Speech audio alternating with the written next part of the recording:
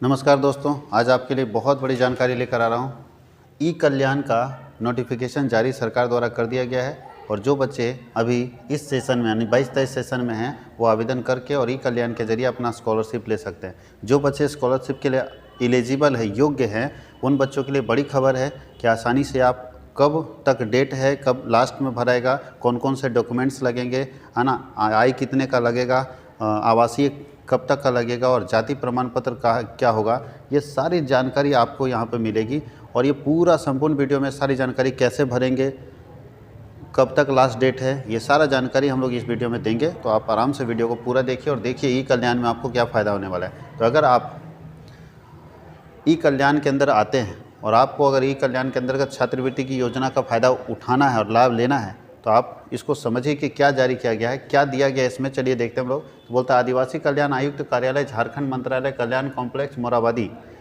बोलता है post matric छात्रवृत्ति योजना के अंतर्गत, पोस्ट मैट्रिक का मतलब है मैट्रिक के बाद, अनुसूचित जाति, अनुसूचित जनजाति और पिछड़ी जाति के छात्र छात्राओं को सरकार द्वारा जारी निर्देश के आधार पर निर्धारित मापदंड के अनुसार 2022-23 में जो एडमिशन लिए, 22-23 में एडमिशन पाठ्यक्रम में अध्ययनरत जो अभी पढ़ रहे हैं छात्र छात्राओं से आवेदन पत्र आमंत्रित किए जाते हैं। छात्रवृत्ति के लिए अधिकतम आय की अधिकतम सीमा कितना है? तो बोलता है एक व्यक्ति 2.5 लाख रुपये से कम का इनकम होना चाहिए।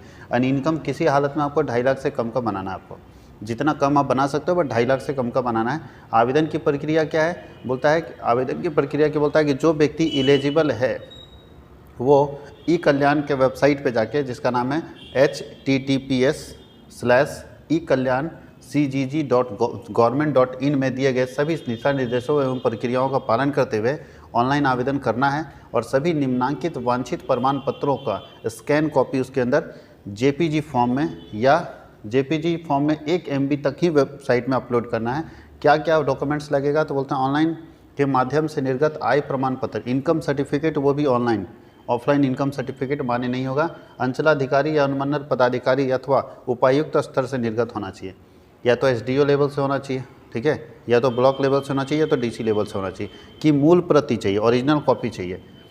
जो कि कब तक लागू होना चाहिए? 1/9/2022 से उस तिथि तक निर्गत व्यक्ति मान्य, ध्यान दीजिए 1/9/2022 के बाद ही का मान्य होगा। अगर इससे पहले का है तो मान्य नहीं होगा। यानी 1/9/2022 से बाद का अगर कोई आपका इनकम सर्टिफिकेट है जो 2.5 लाख से कम का है, जिसको जेपीजी फॉर्म में 1 MB से कम तक का करके और अपलोड करना होगा, ओरिजिनल कॉपी, फोटोकॉपी अपलोड नहीं होगा।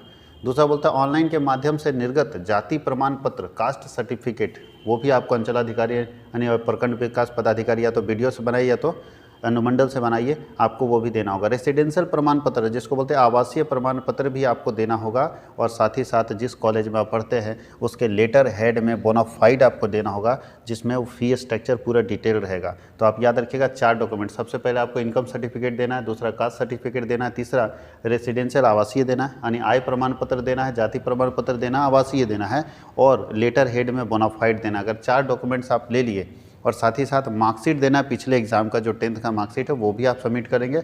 और आधार इनेबल एक अकाउंट का डिटेल डालेंगे जिसमें आपका पैसा आएगा। तो ये 5-6 डॉक्यूमेंट्स है, ध्यान दीजिएगा। सबसे पहले आय प्रमाण पत्र, दूसरा जाति प्रमाण पत्र, तीसरा आवासीय, चौथा बोनाफाइड, पांचवा जो आपको मार्कशीट देना होगा प्रीवियस ईयर का, और छठा जो डॉक्यूमेंट्स है वो आधार से लिंक आपको एक बैंक अकाउंट देना होगा। ये 6 डॉक्यूमेंट्स अगर आप दे देते हैं तो फिर आपके लिए प्रक्रियाएं आसान हो जाएगी और आपको ई कल्याण के लिए आप एलिजिबल हो जाएंगे और आपको पैसा मिलेगा। तो देखते हैं कब डेट है। तो बोलता है कि अगर कोई शैक्षणिक संस्थान ई कल्याण में रजिस्टर्ड नहीं है तो उसके लिए 21 फरवरी से लेकर 6 मार्च तक वो रजिस्टर्ड हो सकता है। ये हम आपको टेंशन नहीं लेना। स्टूडेंट अगर आप हैं तो शैक्षणिक सत्र 2022-23 है तो छात्र छात्राओं के आवेदन की तिथि कब है आपके लिए ये है। तो जो स्टूडेंट है उनका एप्लीकेशन का डेट है 10 मार्च 2023 से 17 मार्च तक। यानी स्टूडेंट के लिए 10 मार्च से 17 मार्च तक एप्लीकेशन का डेट है। इसी बीच में उन्हें आवेदन जमा कर देना होगा। तो आप लोग रेडी रहिए। 10 मार्च से 17 मार्च आप अपना डॉक्यूमेंट सारा रेडी करके रखिए और जैसे डॉक्यूमेंट्स रेडी होता है आप अपना 10 मार्च से 17 मार्च के बीच में फॉर्म फिलअप कर सकते हैं। तो सारे स्टूडेंट्स ये पहले ये तय कर लें कि सारे डॉक्यूमेंट्स आपके पास अवेलेबल है कि नहीं। तो ध्यान दीजिए मार्कशीट आपके पास मिलेगा, बोनाफाइड तो आप ले लोगे, आपके जिम्मे यानी ये कॉलेज का जिम्मा है। ये मार्कशीट आपके पास अवेलेबल है, आधार से लिंक अपना अकाउंट ओपन करा लो, आप कास्ट सर्टिफिकेट बना लो, रेसिडेंशियल बना लो और उसके अलावा इनकम सर्टिफिकेट, ये 3 आप बना के अपना रेडी रखो, ताकि जैसे स्कॉलरशिप का फॉर्म फिलअप होगा 10 मार्च से आपको उसका फ़ायदा मिलेगा। इतने दिन पहले आप ये सब बना के अपना रेडी कर लो। दूसरा, कौन कॉलेज ले सकता है स्कॉलरशिप का फ़ायदा, तो बोलता है केवल AISHE कोड या UDICE कोड वाले शैक्षणिक संस्थान या कॉलेज या पोस्ट इसका फ़ायदा लेंगे। यानी ऐसे ही कॉलेज, ऐसे स्कूल में आपको इसका फ़ायदा मिलेगा जिन्हें UDICE कोड या AISHE कोड मिला हुआ है, बाकी किसी संस्थान को इसका फ़ायदा नहीं मिलेगा। धन्यवाद।